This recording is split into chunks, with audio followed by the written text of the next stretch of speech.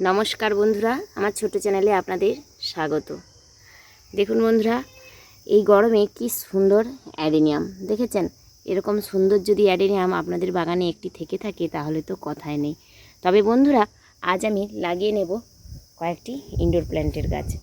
আমার এখানে বাগানে অনেক ইনডোর প্ল্যান্টের গাছ রয়েছে, তার মধ্যেও আবারও লাগিয়ে নেব কিছু ইনডোর প্ল্যান্ট।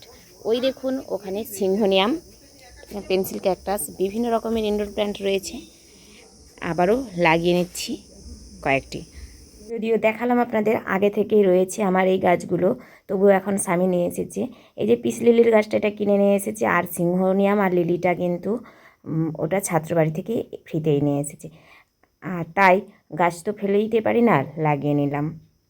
এই দেখুন এখানে হচ্ছে কত সুন্দর রজনীগন্ধা দেখেছেন। এই গরমেও হচ্ছে দেখুন সুন্দর সুন্দর রজনীগন্ধা, জারভেরা।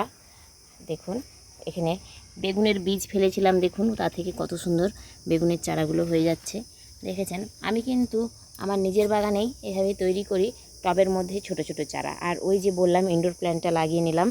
দেখুন ইনডোর প্ল্যান্টগুলো, এটা পিস লিলি, এটা সিংহনিয়াম, আর এই যে হচ্ছে লিলি দেখেছেন। তো ফুল গাছগুলো তো আমি লাগিয়ে নিয়েছি। আর একটা জিনিস দেখাই আপনাদের, এই যে দেখুন আমার নিজের হাতে তৈরি ক্যাপসিকামের চারা। দেখুন এখনও কিন্তু হচ্ছে, গরমেও ক্যাপসিকাম দেখেছেন। ক্যাপসিকামের গাছেও কিন্তু সারা বছর ক্যাপসিকাম হয়, এটা আমার কাছেই প্রমাণ। চলুন এবার রান্নাবান্না সেরে নিই।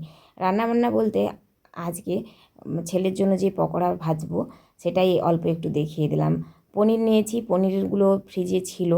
আসলে প্রত্যেক দিন সকাল থেকে রাত পর্যন্ত ছেলের ছোটো ছোটো বাচ্চাদেরকে কী যে খাবার দেওয়া যায় এটাই হচ্ছে মায়েদের ভীষণ চিন্তার বিষয়। তো আমি মাংস নিয়ে আসলে সেই মাংসটার 1 পিস কি 2 পিস এভাবে রেখে দিই, অথবা পনিরও একটু রেখে দিই, কারণ ওটা দিয়ে বাচ্চাটার যে কোনো টিফিনটা বানিয়ে নেওয়া যায়। নইলে বাচ্চাদেরকে তো খাওয়ানোর ভীষণ অসুবিধা। আর এই পকোড়া খাওয়ানোর একটা সুবিধা আছে, এর মধ্যে এই যে ভেজটা, এটা আমি একটু খাওয়াতে পারবো। নাহলে তো বাচ্চারা ভেজ খেতেই চায় না। তবে এই পকোড়ার মধ্যে ভেজ খাওয়ানোর থেকে আমি বেশি মোমোতে ভেজ খাওয়াতেই পছন্দ করি, কারণ ওর মধ্যে তেল থাকে না, আর পকোড়াতে তো প্রচুর প্রচুর তেল। তো এইভাবেই আমি আমার পকোড়াগুলো ভেজে নিলাম। হ্যাঁ, আমার মতো হয়তো আপনারাও নিজেদের ছেলের জন্য এভাবেই বাড়িতে সব কিছু টুকটাক খাবার দাবারগুলো বানিয়ে নেন, কারণ যারা মা হয় তারাই জানে যে তাদেরকে বাচ্চাকে খাওয়ানোর জন্য কি কি কসরত করতে হয়। দেখুন পনিরটাকেও আমি একইভাবে ভেজে নিলাম। প্রায় প্রতিদিনই কিন্তু আমাকে এইভাবে টুকটাক খাবারটা বানাতেই হয়, নইলে ছেলে আবার খেতে চায় না। তবে সব ভিডিও আপনাদের সঙ্গে শেয়ার করতে পারি না, কারণ অত সময় নেই। তো আজকের মতো এটুকুই, আজ আসি, টাটা। আবারও দেখাবে পরবর্তী এক ছোট্ট ব্লগে। ততক্ষণের জন্য আপনারা সবাই ভালো থাকবেন, সুস্থ থাকবেন, সবুজের সঙ্গে থাকবেন।